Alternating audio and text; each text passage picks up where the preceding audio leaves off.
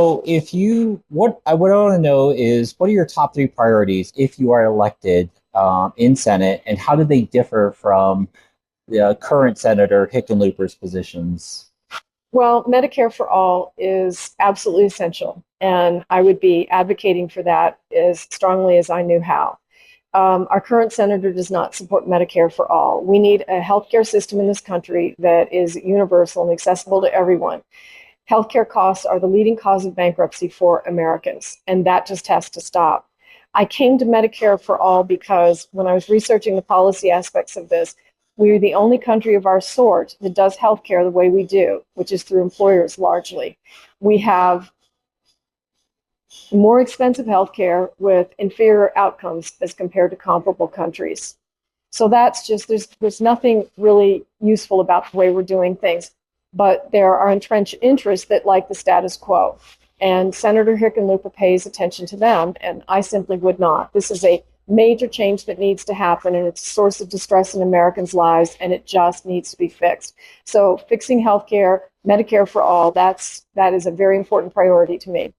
The second important priority is standing with working families from an economic standpoint, having tax policies and other sorts of policies that benefit working people. For too long, the gains in this country have gone to the super rich and the largest corporations.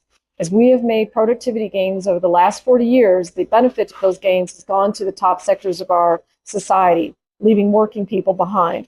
Working families have had relatively flat incomes for the last 40-something years. And that's in large measure due to government policy.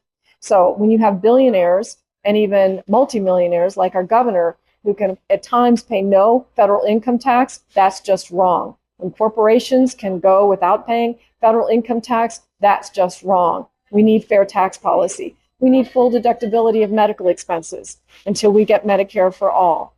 We need to be supporting people when they go on to get any kind of a job-related certification or an additional degree or any other credential that's going to allow them to flourish economically.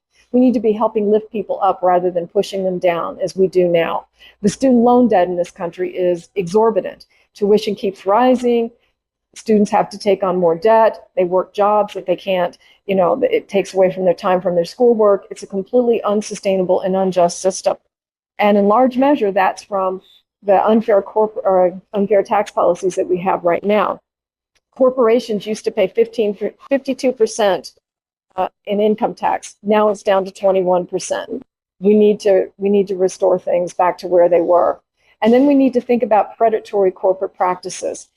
Private equity firms which come in and buy up other companies, burden them with debt for the purchase, and then sell off all the assets, leaving workers unemployed, sometimes producing substandard care and something like healthcare. Those practices need to be curbed. Elizabeth Warren has legislation on that. John Hickenlooper does not support it. I would support any measures that would make conditions more fair for working people and hold corporations accountable.